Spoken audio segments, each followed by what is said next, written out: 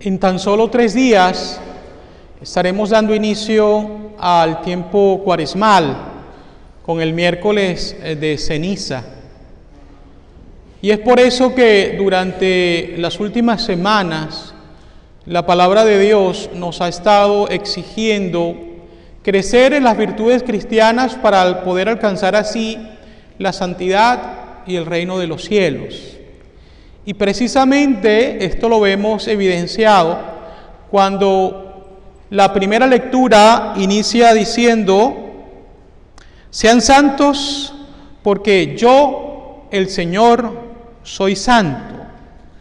Y el Evangelio que acabamos de escuchar termina diciendo: sean perfectos como su Padre Celestial es perfecto. Queridos hermanos, todos nosotros, hijos de Dios por el bautismo, recibimos el llamado de este Padre Creador a alcanzar la santidad. ¿Está en nosotros realmente el quererlo o no? ¿Cómo podemos definir a una persona santa? Pues bueno, el santo es aquella persona que cree en la amistad de Dios, que se hace su amigo, que busca agradarlo siempre en todo, hacer su santa voluntad, que es capaz de ver el rostro de Dios en el prójimo y por eso lo trata con misericordia, con amor. Es posible. Se dice que San Ignacio de Loyola decía: si ellos pudieron alcanzar la santidad, ¿por qué yo no puedo alcanzarla?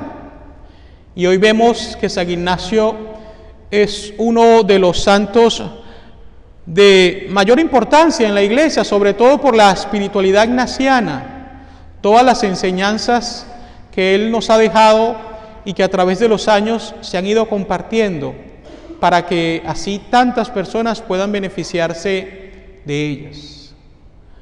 Ojalá que nuestro mayor deseo al iniciar esta cuaresma en estos días sea precisamente esto: crecer en la santidad, no perder de vista este llamado, esta vocación que Dios nos da, para que así podamos entonces agradarle a Él y vivir una vida llena de alegría verdadera, porque la alegría verdadera solamente Dios puede concederla a cada uno de nosotros. Además de este llamado a la santidad, el libro del Levítico nos invita a no odiar a nadie, ni siquiera en lo secreto de nuestro corazón. Por el contrario, nos invita a corregir a los hermanos para no cargar con su pecado.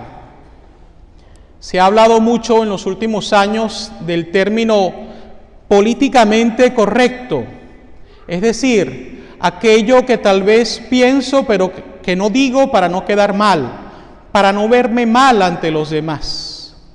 Muchos de nosotros pudiéramos conformarnos con esto, ¿no? Es decir, pensar pero no decir. Sin embargo, tenemos que recordar que el pecado no solamente es la acción, sino el pensamiento.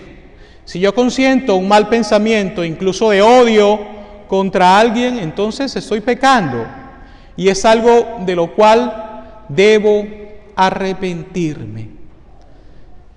Sobre todo porque, queridos hermanos, cuando dejamos que el odio o el resentimiento penetre en nuestros corazones, los principales perjudicados vamos a ser siempre nosotros.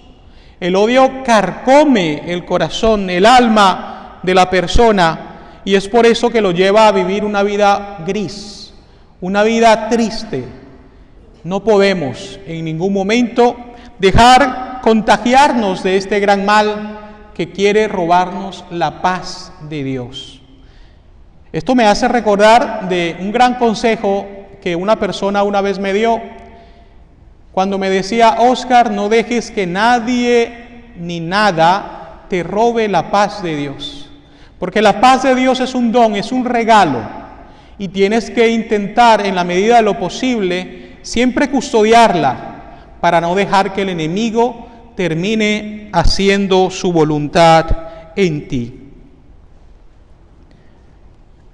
Ama a tu prójimo como a ti mismo. Pero de esto hablaremos ya en el Evangelio, porque también allí se hace alusión a este mandamiento. La segunda lectura ha sido tomada de la primera carta a los Corintios. Y hay dos ideas principales que podemos mencionar sobre esta carta. Primero, el llamado a tomar conciencia de que nuestro cuerpo es templo del Espíritu Santo. Es consagrado a Dios. No nos pertenecemos a nosotros mismos, le pertenecemos a Dios. Y es por eso que debemos cuidar nuestro cuerpo del pecado y de toda aquella situación que nos cause, pues, un daño. Y fíjense que, como ustedes bien saben, yo pasé 3 meses hospitalizado debido a complicaciones de salud. Y esto me ha hecho reflexionar mucho sobre la importancia de la medicina preventiva. Tantos de nosotros, tal vez, puede ser que no vayamos al médico sino hasta el momento en el cual sentimos un dolor, como me sucedió a mí. Pero cuánto bien nos haría, en lo particular, en lo personal, si nosotros vamos al médico con la regularidad necesaria para prevenir enfermedades, complicaciones, que pueden tornarse mucho más graves o incluso fatales. Nuestro cuerpo es templo del Espíritu Santo y es por eso que debemos cuidarlo de cualquier situación que ponga en peligro no solamente nuestro cuerpo como tal, sino también nuestra alma, nuestra posibilidad de alcanzar la vida eterna. Cada uno podrá, pues, interpretar estas palabras que estoy comentando de la mejor manera posible, pero es necesario dejar a un lado cualquier tipo de adicción, por ejemplo, que nos esté llevando a perjudicar nuestra salud y la salud de los demás. Ahora bien, la segunda idea que San Pablo toca en esta carta es sobre la sabiduría. Y de esto ya hablábamos el domingo pasado. Es muy diferente la sabiduría humana a la sabiduría divina como don del Espíritu Santo. Una persona sabia, en lo general, puede ser considerada esta persona que conoce de muchas cosas. Mientras que la sabiduría como don del Espíritu Santo es precisamente esa cualidad que Dios concede a ciertas personas de poder entender un poco sus designios, su voluntad, para que éstas se ajusten al querer de Dios y vayan creciendo así en santidad. Y el apóstol nos dice, cuidado de crecer mucho en la sabiduría humana, porque eso nos puede llevar a cometer pecados de soberbia, de orgullo, de arrogancia. Más bien, regocijémonos en el momento en el cual podamos crecer en la sabiduría divina, como don del Espíritu Santo, porque allí estaremos realmente creciendo espiritualmente. Y es así como llegamos al Evangelio tomado de San Mateo. Y Jesús inicia haciendo referencia a lo que es conocido como la ley del talión, contenida en la ley judía para en su momento ejercer una cierta justicia desde el punto de vista humano. Fíjense ustedes, ojo por ojo, diente por diente. Lo que se quería era precisamente limitar el daño que una persona le hacía a aquel que lo había ofendido. Es decir, si aquel te dio una bofetada, tú puedes darle una bofetada, pero no 2, ni 3, ni 4. Repito, esto era una solución tal vez humana para generar una cierta justicia. No era perfecta, no es una solución perfecta, pero tenía un cierto sentido. Si somos honestos, tenemos que reconocer que en ocasiones, cuando nos sentimos ofendidos y nos dejamos llevar por la ira, por el rencor, sentimos el deseo de querer hacer no lo que me hicieron, sino el triple de lo que me han hecho. Y esto no es sano. Esto causa un gran malestar en nuestra alma y nos hace desfigurar el rostro de Cristo que está en cada uno de nosotros. Es por eso que Jesús nos presenta una ley en la cual podemos ver una perfección mucho mayor. Si alguno te golpea en la mejilla derecha, preséntale también la izquierda. Al que te quiera demandar en juicio, para quitarte la túnica, cédele también el manto. Si alguno te obliga a caminar 1000 pasos en su servicio, camina con él 2000. Al que te pide, dale, y al que quiere que le prestes, no le vuelvas la espalda. Es decir, ya no es ojo por ojo o diente por diente, ya es optar por no hacer el mal por amor a Dios y por amor a esa persona que me ha ofendido. En resumen, lo que Jesús quiere que nosotros hagamos es responder a la otra persona de la manera como ella no espera. Por ejemplo, en la ley se contemplaba que si un soldado romano estaba cansado, o aunque no lo estuviera incluso, de llevar toda, pues lo que ellos llevaban, el casco, todo lo que los cubría, las armas, este soldado romano tenía la autoridad para detener a un judío y decirle, llévame esto. Pero el límite era 1 milla. Ustedes se recuerdan de este personaje Simón de Cirene, el cireneo, el que le ayuda a cargar la cruz a Jesús. A él lo obligan. Ahí podemos ver evidenciado, pues, un poco esto de lo que les estoy diciendo. Él tiene que aceptar porque la ley lo contempla, pero eso sí, hasta 1 milla. Lo que Jesús nos está diciendo es, camina la milla porque la ley te lo exige, pero al final de esa milla dile, ahora camino otra, no porque la ley me lo exija, sino por amor a Dios y por amor a ti. Esa respuesta desarma a la otra persona y nos hace a crecer a nosotros en la humildad y en el amor a Dios.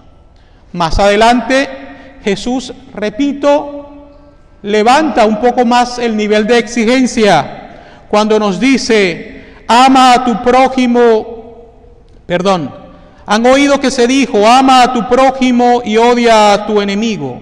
Yo en cambio les digo, amen a sus enemigos, hagan el bien a los que los odian y rueguen por los que los persiguen y calumnian, para que sean hijos de su Padre Celestial. Esto me hace recordar un chiste que escuchaba recientemente y que me gustó muchísimo y que yo creo que es apropiado para esta ocasión. Ya saben cuál es la norma, si les gusta el chiste se ríen y si no les gusta también. De esa manera no me hacen sentir mal. Dicen que un sacerdote estaba en su homilía diciendo lo siguiente: la meta del cristiano tiene que ser no tener enemigos, pero si por alguna razón llegara a tenerlos, amarlos, amar al enemigo. Y el sacerdote se atreve a preguntar a los presentes: ¿hay alguno de ustedes que no tenga enemigos? Y solamente una mano temblorosa se levanta. Era la mano de una anciana. Y el padre dice: ayuden a levantar a la señora, por favor. La ayudan a levantar y le pregunta: ¿qué edad tiene usted, señora? Y la señora responde: tengo 105 años. 105. Muy bien. ¿Y usted no tiene enemigos? No, yo no tengo enemigos, padre. Ahora cuéntenos, ¿cómo ha hecho usted para no tener enemigos? Y la señora dice: pues yo no he hecho nada. Lo que pasa es que todos esos desgraciados ya se murieron. 105 años, imagínense ustedes. ¿Por qué cuento este chiste?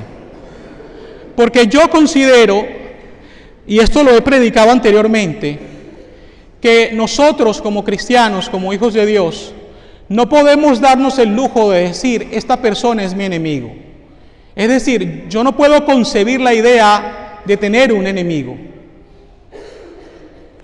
Ahora bien, si por ser fieles a Dios, si por ser personas honestas, coherentes, hay alguien que nos llegue a considerar su enemigo, ese es otro asunto. Pero que sean los demás, que por nuestra manera de vivir honesta frente a Dios, nos consideren, pero que nosotros nunca lo hagamos. Porque al hacerlo estaríamos, repito, deshonrando a Dios y estaríamos quedándonos cortos en este llamado a la santidad que el Señor nos está haciendo. No podemos entonces realmente, queridos hermanos, cometer el error de considerar a otro como enemigo. En la realidad sabemos que esto representa un desafío. Fíjense ustedes que es interesante, porque Jesús dice, se les ha dicho, amen al prójimo y odien a sus enemigos. Pero después entonces nos dice estas palabras llenas de misericordia en la cual nos enseña de que nadie debe ser enemigo. Pero nos damos cuenta de que incluso en nuestras propias familias pueden experimentarse pues enemistades y discordias. Y esto, repito, no es el querer de Dios en lo absoluto. Por último, el Señor nos recuerda ¿qué ganamos con amar a aquel que nos ama? ¿Qué ganamos con hacer el bien solo a aquella persona que me hace el bien? El reto realmente está en hacer el bien a aquella persona que me hace el mal. Nosotros estamos muy acostumbrados a lo que es la lógica de la transacción. Yo recibo un bien, entonces lógicamente tengo que retribuir un bien. Pero si recibo el mal, lógicamente debo retribuir un mal. Ese no es el camino, como ya lo hemos podido evidenciar a lo largo de esta homilía, meditando sobre estas lecturas. Ojalá, queridos hermanos, que el Señor nos ilumine con su amor, con su gracia, para que nosotros podamos entrar en lo profundo de nuestro corazón, abrir esas puertas que están llenas de candados, quitar esas telarañas espirituales que nos impiden reconocer realmente nuestras miserias, darnos cuenta si realmente hay un sentimiento de odio o de resentimiento contra alguien. La realidad es, queridos hermanos, que algún día vamos a morir. Y si esa persona muere antes que nosotros, puede llegar a ser, o lo más seguro es que así sea, que cuando esa persona fallezca, quede en nuestros corazones ese remordimiento de no haber dado el paso del perdón. Y si nosotros morimos antes, entonces tendremos que enfrentarnos ante un juicio misericordioso de Dios, pero que nos pedirá cuenta del por qué no nos abrimos a la misericordia, siendo que Él nos ha perdonado cada vez que nosotros nos hemos acercado a Él, suplicando su perdón. Que el Señor entonces, repito, nos ayude a entrar en lo profundo de nuestro ser para poder así limpiarnos del pecado y llegar a arrepentirnos de todo aquello que nos separe de Él y que nos robe la paz. Así sea.